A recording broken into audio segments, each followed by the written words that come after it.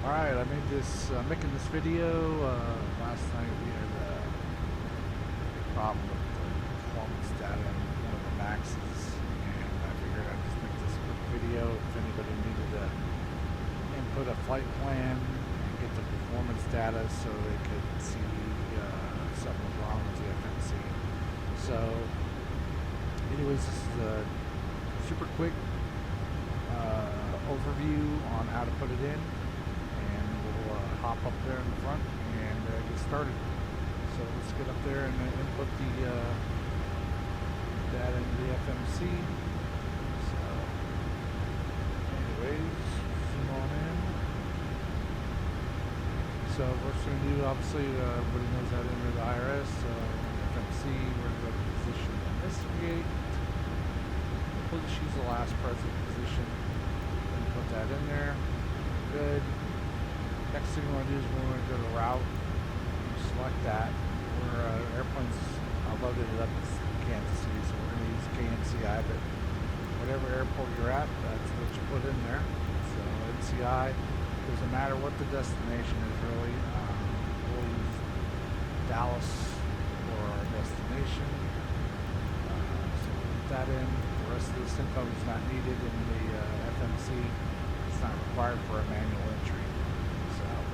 Request flight plan, that's what the crew uses when they're getting the flight data download from dispatcher. So anyways, the next thing we're going to do is we're going to go to departure and arrival. We're going to select departure. It doesn't matter any of the SIDs, you don't have to use any of them. All we're concerned about is the runway. So whatever runway you want to pick is fine too, for the most part, so long as it's long enough. Use 19 right here in Kansas City.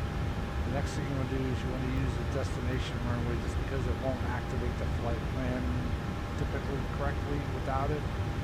So we'll just use 13 left here in Dallas. Once again, you're going to ignore all the stars and transitions and everything. They're not needed. So the next thing we need to do is we need to go to route. Hit the route button. Once you hit the route button, you're going to select activate. Select activate, it's going to illuminate the execute key. So you're going to select execute, that locks in pretty much like the flight plan. We don't need any legs. All we needed, like I said, is the departure airport runway, departure city, arrival city, departure runway, and arrival runway. So next we're going to do is the performance initiate. Select that. This particular flight plan, you can use it in any MAX.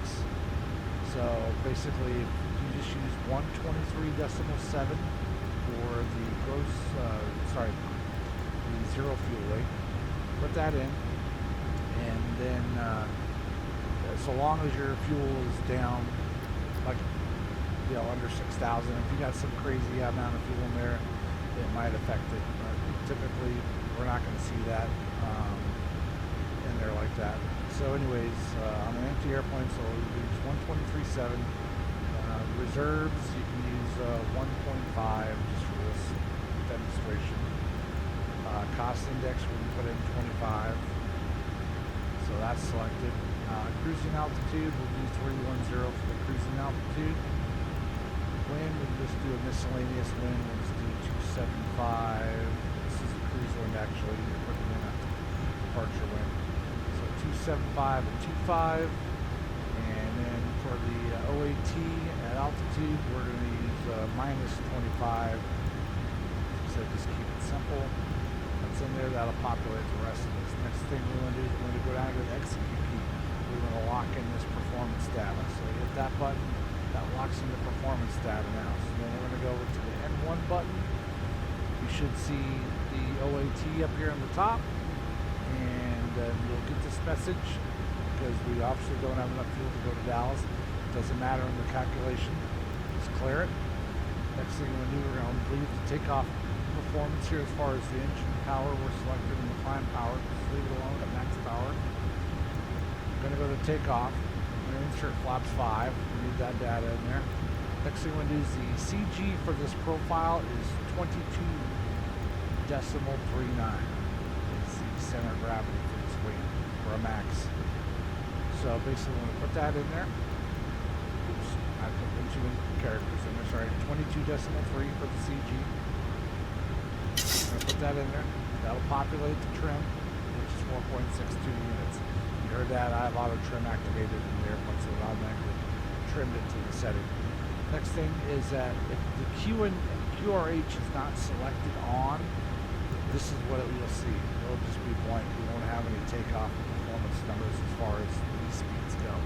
So you'll select the QRH on, and that'll give you your V speeds. You select 124, then 126, 139. And that's pretty much it.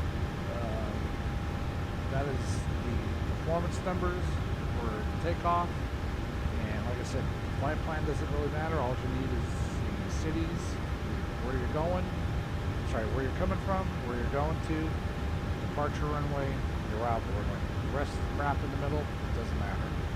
So, and then the takeoff performance numbers, like I said, we use 123.7, 22.3 for the CG. This is all manual entry. And if you're having an issue where the trim doesn't populate or something's up with the V speeds, getting some weird abnormal readings. So like you see here, it actually in this model, this sensor right now, I have the right pack on. So my N1 is showing 2% less because of the right pack on versus the left pack is off. Or if the left pack on, those numbers will change coincide.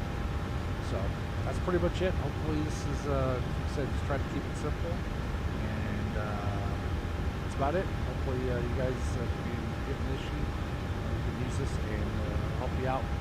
You guys have a good one. We'll talk to you. I'm going to bed.